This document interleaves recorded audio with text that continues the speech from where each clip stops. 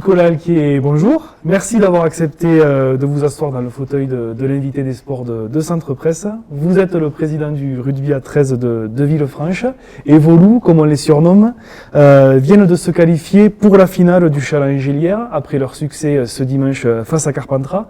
Mais surtout, vous êtes en tête du championnat Élite 2 à 6 journées de la fin avec 12 victoires en 14 matchs. Ça semble la montée, non ?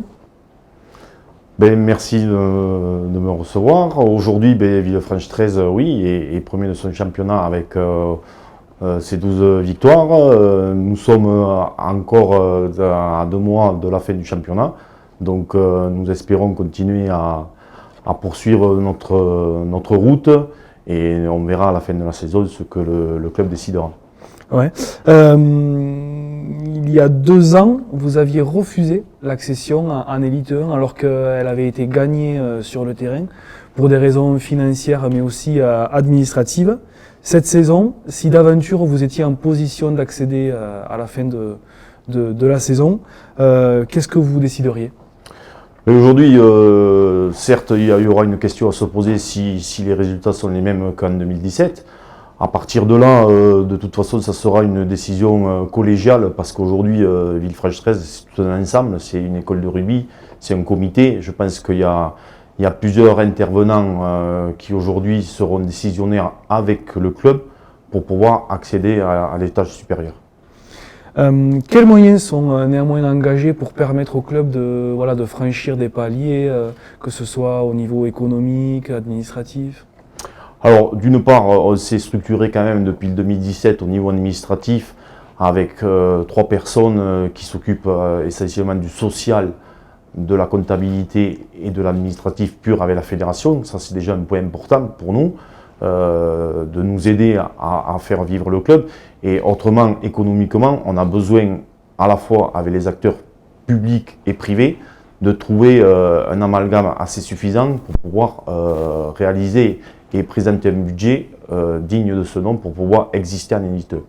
Je crois savoir d'ailleurs que vendredi dernier, vous avez organisé un petit rendez-vous pour permettre la création d'un club entreprise au sein du club. Tout à fait. On relance le club entreprise car on a trouvé quelqu'un qui va intégrer notre club et qui a de l'expérience dans ce domaine-là, qui va nous permettre de pouvoir chercher de nouveaux partenaires et asseoir financièrement le club pour éventuellement monter à l'étage supérieur.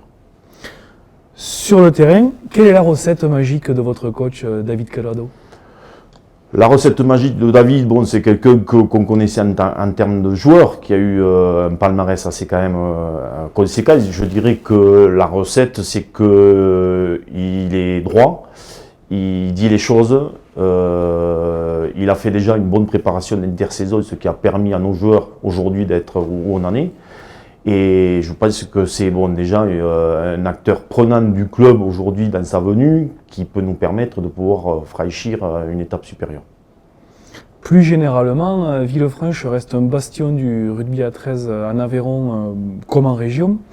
Pour autant, la discipline, elle souffre d'un manque de visibilité auprès du grand public, que ce soit dans le département ou même en France. Quel regard portez-vous sur ça ?